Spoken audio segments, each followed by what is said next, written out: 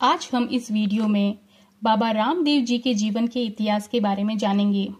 इससे पहले 5 video 5 part में आपको प्लेलिस्ट में मिल जाएंगे। अगर आपने नहीं देखे हैं तो पहले उन्हें देख लीजिए। इस वीडियो के डिस्क्रिप्शन में भी आपको उन सभी के लिंक मिल जाएंगे। पिछले वीडियो में हमने जाना कि किस प्रकार बाबा रामदेव जी ने भैरव का वध किया और बोहित बनिए को जो है वो अपना पर्चा दिखाया। आइए आज हम उसके आगे के इतिहास के बारे में जानते हैं। आज किस प्रकार बाबा रामदेव जी 5 पीरों को भी पर्चा देते हैं उसके बारे में जानते हैं। बाबा रामदेव जी सभी प्रकार के धर्मों के लोगों से प्रेम व समान व्यवहार करते थे।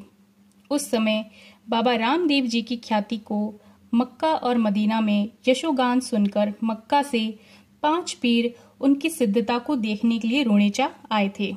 एक बार रामदेव जी जंगल में अपने घोड़े लीलड़े के साथ उसको चरा रहे थे।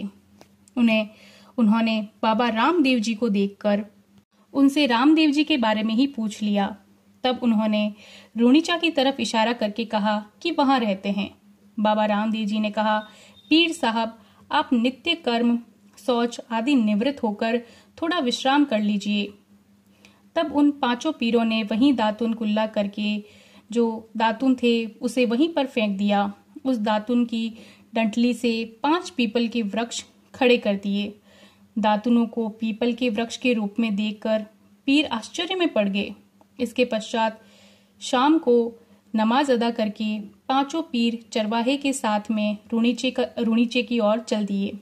चरवाहा के साथ साथ गांव की ओर चले तो घोड़ा और चरवाहा अदृश्य हो गए।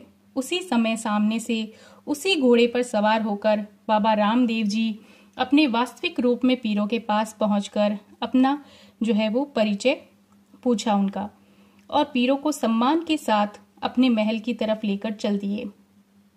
उधर खाती ने रामदेव जी के साथ 5 पीर लंबे लंबे चोले पहने हुए आते देखकर अपनी माँ को कहा कि रामदेव जी के साथ 5 जादूगर आ रहे हैं, इस प्रकार मुझे कहीं छुपा दो।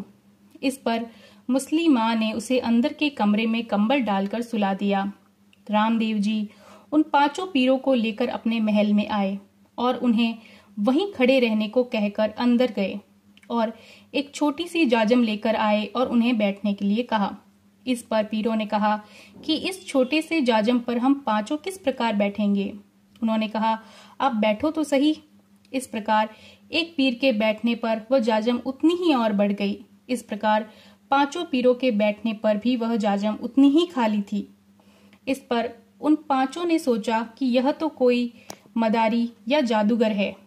उधर खाती जो कमरे में सो गया था, वहां एक सांप निकलकर उसे काट गया। उसकी माँ के आवाज लगाने पर वह नहीं उठा। तब उसकी माँ ने कंबल उठाकर देखा कि उसका शरीर जो है वो विष के प्रभाव से नीला पड़ चुका है और वह मर चुका है। उस समय उसकी माँ रोती हुई रामदेव जी के महल में आई और रो रो कर कहने लगी कि हे महाराज, आपका दोस्त, आपका साथी मर चुका है। मेरी जिंदगी का एक वही सहारा है, आप उसे कृपया कर जिंदा करें। इस प्रकार बार बार प्रार्थना करने पर रामदेव जी ने 5 पीरों से कहा। तब 5 जो पीरों ने कहा कि हम तो हमारे ताबीज वहीं छोड़कर आ गए, जो हम कुछ भी करने में असमर्थ हैं। तब रामदेव जी 5 पीरों को लेकर उसके घर गए और उसकी कंबल उठाकर कहने लगे कि खाती, उठ, तेरी माँ तुझे बुला रही है। उनके पुकारने पर वह उठकर खड़ा हो गया। इस प्रकार उसकी माँ खुश होकर रामदेव जी की अनेक प्रकार से स्तुति करने लगी। उसे वापस जीवन प्रदान करने पर रामदेव जी 5 को लेकर अपने महल वापस आ गए।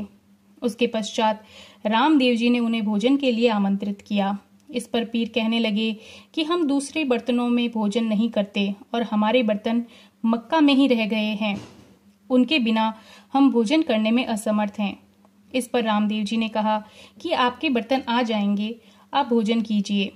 उन्होंने कहा कि आप बर्तन मंगवाइए, हम भोजन कर लेंगे। तब रामदेव जी ने अपना हाथ उठाकर तो उनके हाथ में एक कटोरा था। इस प्रकार उन्होंने उन 5 पीरों के कटोरे उन्हें दे दिए और कहा कि आप भोजन करें। इस प्रकार पांचों पीर भोजन करके रामदेव जी से वापस जाने की इजाज़त मांगी और उन्हें कहा कि आज से आप पीरों के पीर रामा पीर कहलाओगे। इसका आगे का इतिहास हम अगले पार्ट में जानेंगे।